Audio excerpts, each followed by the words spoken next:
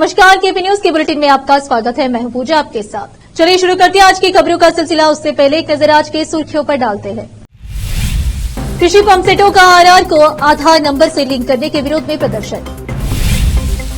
गुणतीर्थवाड़ी में एक युवती की जागन्य हत्या की निंदा करते हुए एबीवीपी ने विरोध प्रदर्शन किया। रेणुका स्वामी हत्या मामले में अभिनेता दर्शन और 16 अन्य के खिलाफ आरोप पत्र दायर। सिद्धरामैया को नैतिक आधार पर इस्तीफा दे देना चाहिए, कर्नाटक के एलओपी अशोक ने कहा। छत्रपति शिवाजी की प्रतिमा गिरने पर नितिन गडकरी ने दी प्रतिक्रिया, बोले स्टेनलेस स्टील का होना चाहिए सवाल। राहुल गांधी से मिले बजरंग पुनिया और विनेश फोगाट, हरियाणा में बड़ी हलचल।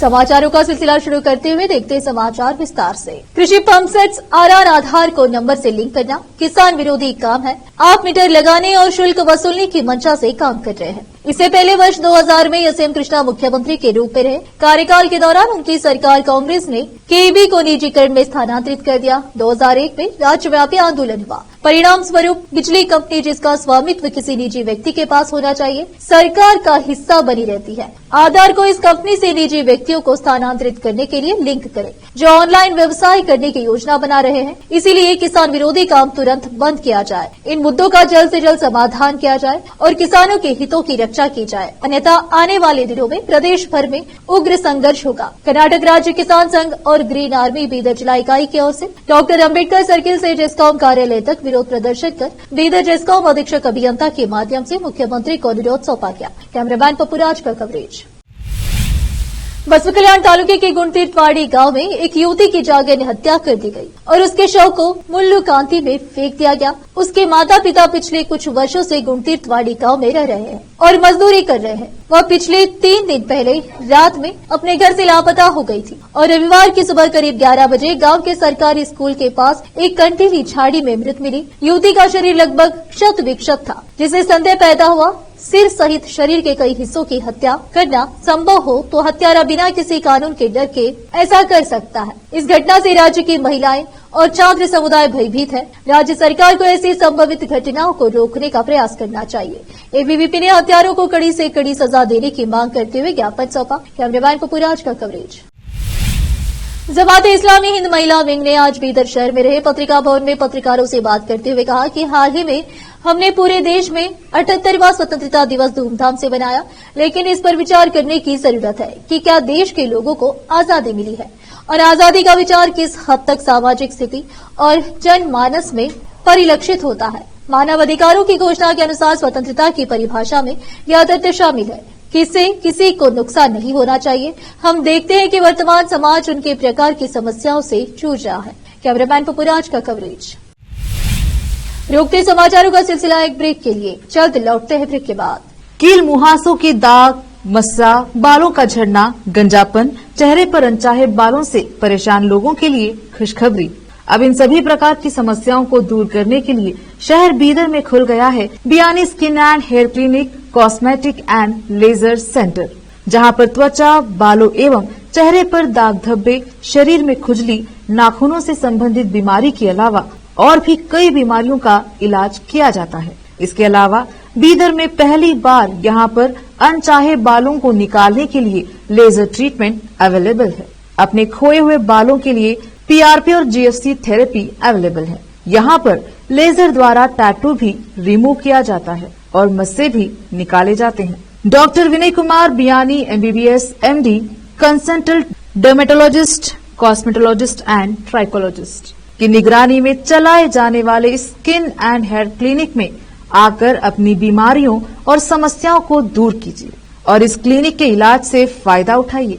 आज ही चले आइए। यहाँ पर बीदर के अलावा महाराष्ट्र और तेलंगाना से भी पेशेंट आकर लाभ उठा रहे हैं। पहले पीआरपी थेरेपी और लेजर ट्रीटमेंट के लिए लोग हैदराबाद जाते थे। अब यह सब चीजें यहीं बीदर में उपलब्ध हैं। नई कमान के पास बस स्टॉप के सामने बिल्डिंग में हमारा क्लिनिक है। चले आइए Biyani skin and hair clinic, cosmetic and laser centre. Timing सुबह 11 बजे से 9 बजे तक, 11 to 9 PM। अपॉइंटमेंट के लिए इस नंबर पर संपर्क कीजिए 924357 3333। ब्रेक के बाद आपका स्वागत है। आइए देखते हैं देश के अन्य समाचार। कामाक्षीपाल्या पुलिस ने 33 वर्षीय रेणुका स्वामी की हत्या में शामिल अभिनेता दर्शन युगदीपा और 16 अन्य के खिलाफ बुधवार को अतिरिक्त मुख्य मेट्रोपॉलिटन मजिस्ट्रेट एससीएमएम को 3991 पृष्ठों को विस्तृत आरोप पत्र प्रस्तुत किया। चार्जशीट में 231 गवाहों के बयान शामिल है। इनमें से 3 प्रत्यक्ष गवाह हैं और 27 लोगों ने जज के सामने अपने बयान दिए हैं। हैदराबाद में फॉरेंसिक साइंस लैबोरेटरी और सेंट्रल फॉरेंसिक साइंस लैबोरेटरी की 8 रिपोर्ट भी शामिल की गई है। चार्जशीट में 56 पुलिसकर्मियों और 8 अन्य सरकारी अधिकारियों के बयान शामिल है। अभिनेता दर्शन और पवित्रा गौड़ा को 8 जून को आरआर नगर के पट्टनगेरे में एक शेड में चित्रदुर्ग के केमिस्ट रेणुका स्वामी के कथित अपहरण और हत्या के बाद 11 जून को गिरफ्तार किया गया था। दर्शन 22 जून से न्यायिक हिरासत में है। फिलहाल वह बेल्लारी जेल में बंद है।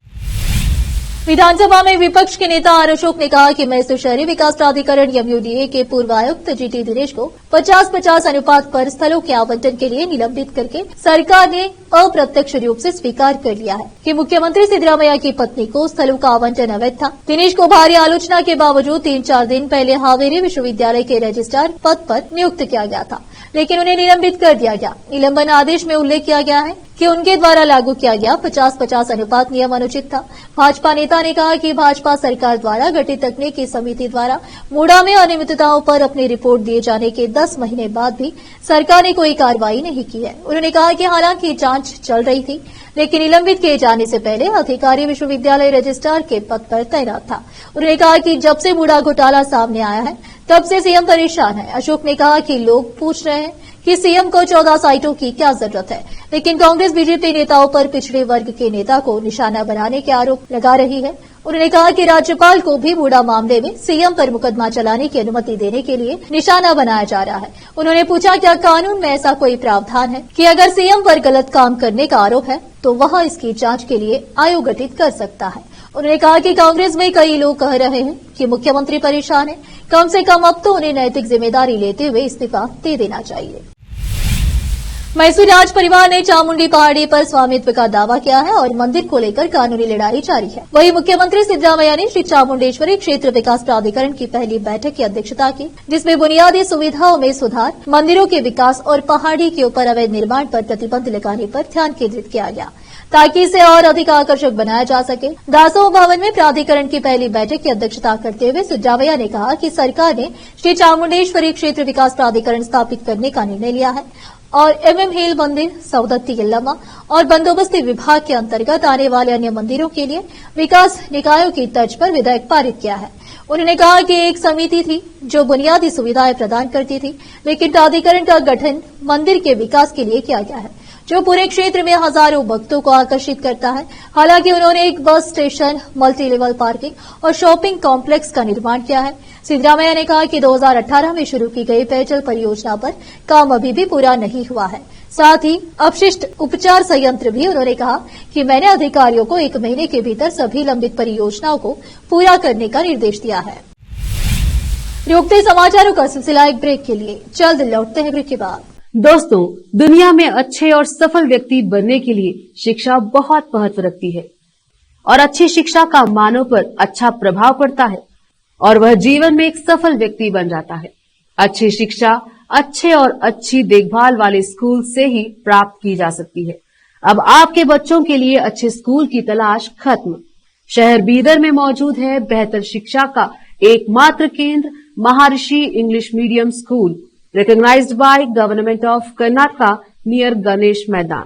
यहाँ पर बेहतर वातावरण में एक्सपर्ट टीचर्स द्वारा शिक्षा दी जाती है। यहाँ पर आपके बच्चों की बेहतर शिक्षा की सुविधा उपलब्ध है। साथ ही यहाँ पर गुणवत्तापूर्ण शिक्षक, प्यारा और देखभाल करने वाला माहौल, ग्रुप एक्टिविटीज, व्यक्तिगत शिक्षा योजनाएं और क्रिएटिव लर्निंग की सुविधा उपलब्ध है।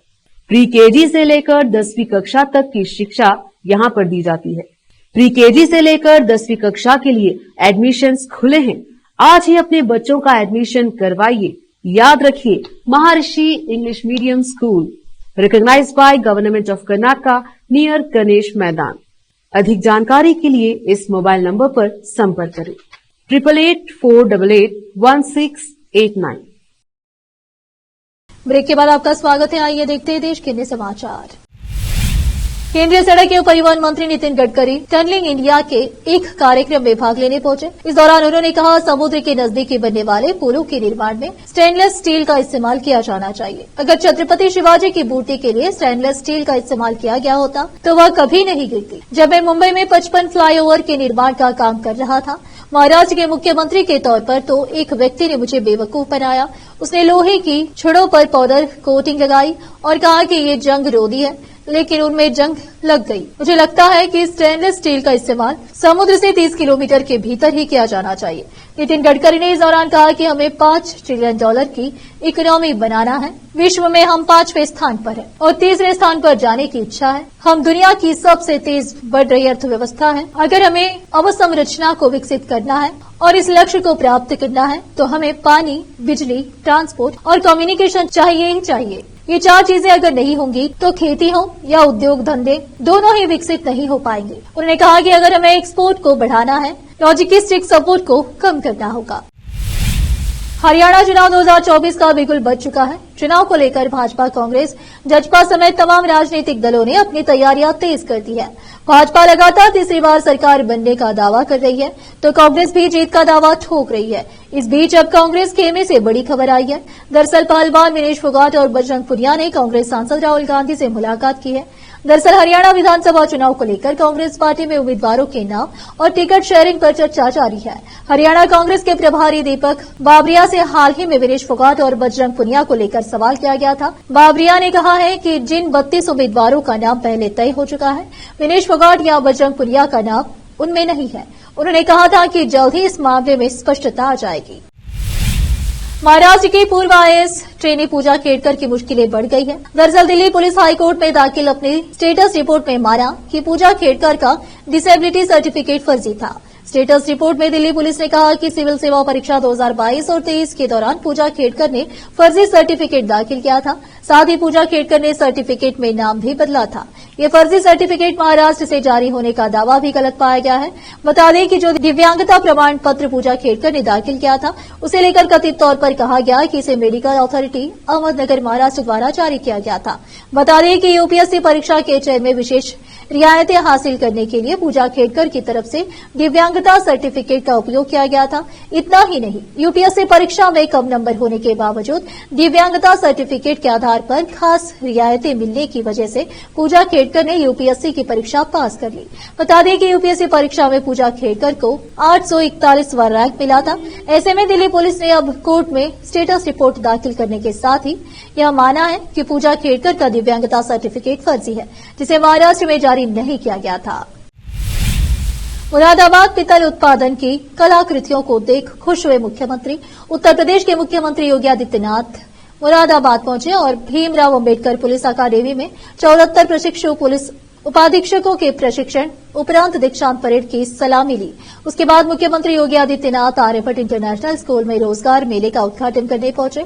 यहां पर जिला एक उत्पाद योजना के तहत कई उत्पादकों के स्टॉल लगे थे। सभी उत्पादों के स्टॉल में डिजाइन को एक्सपोर्ट की तरफ से पीतल उत्पाद का भी एक स्टॉल लगाया गया।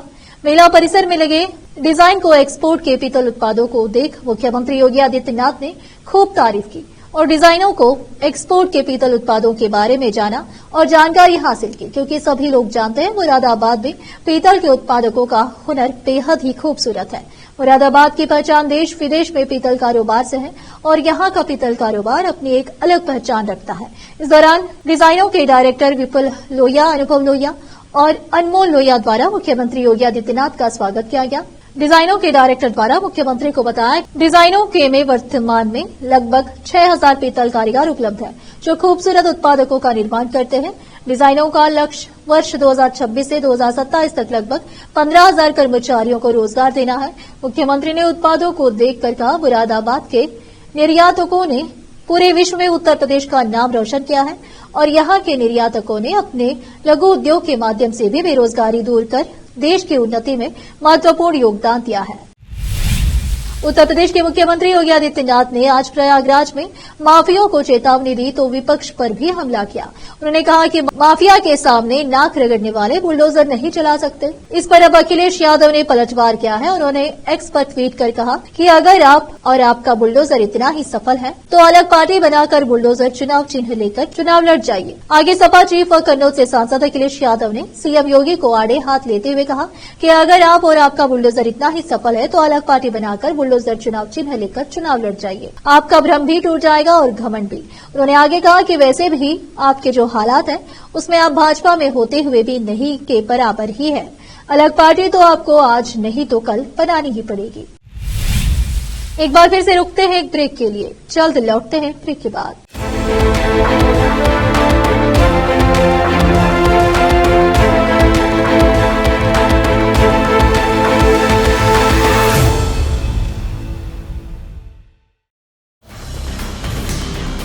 हिंदुस्तान के हर कोने में हम हैं मौजूद। 24 घंटे हालात पर गहरी नजर,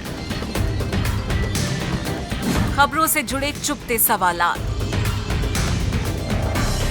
और आपको दिखाता है धार्मिक, सामाजिक, राजनीतिक, लोकल और इंटरनेशनल न्यूज की सबसे बेहतर कवरेज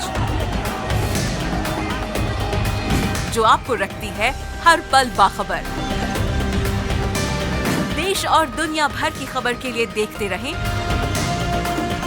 केपी न्यूज 24/7। ब्रेक के बाद आपका स्वागत है। आइए अब देखते हैं अंतर्राष्ट्रीय समाचार।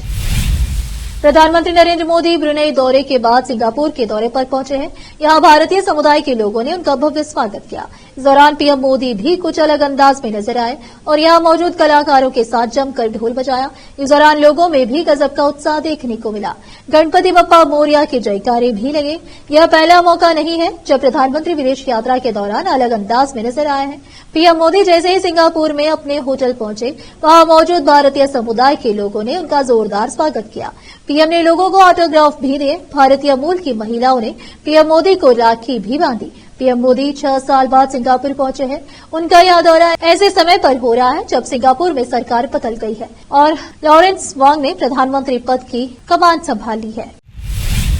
अमेरिका ने इजराइल पर 7 अक्टूबर को हमास की ओर से किए गए नरसंहार को लेकर बड़ा एक्शन लिया है। इस मामले में अमेरिकी न्याय विभाग ने इजराइल में 7 अक्टूबर 2023 को हुए हमले के मामले में हमास नेता याह्या सिनवार और अन्य आतंकियों के खिलाफ आपराधिक आरोप तय कर दिया है। बता दें कि हमास चीफ इस्माइल हानिया उर्फ इस्माइल हनिया की हत्या के बाद सिनवार को हमास चीफ बनाया गया है। इससे पहले सिनवार हमास की सेकंड टॉप लीडर हुआ करता था। इजराइल पर 7 अक्टूबर के हमले में करीब 1200 लोग मारे गए थे और आतंकियों ने करीब 250 लोगों को बंधक बना लिया था।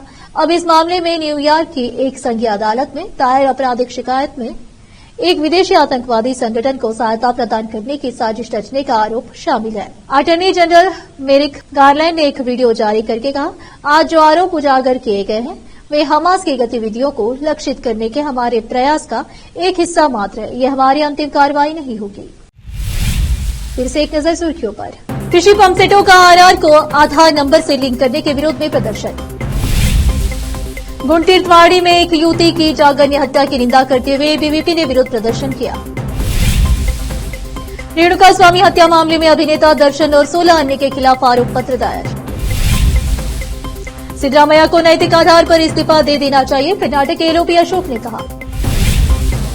छत्रपति शिवाजी की प्रतिमा गिरने पर नितिन गडकरी ने दी प्रतिक्रिया, बोले स्टेनलेस स्टील का होना चाहिए सवाल। राहुल गांधी से मिले बजरंग पुनिया और विनेश फोगाट, हरियाणा में बड़ी हलचल।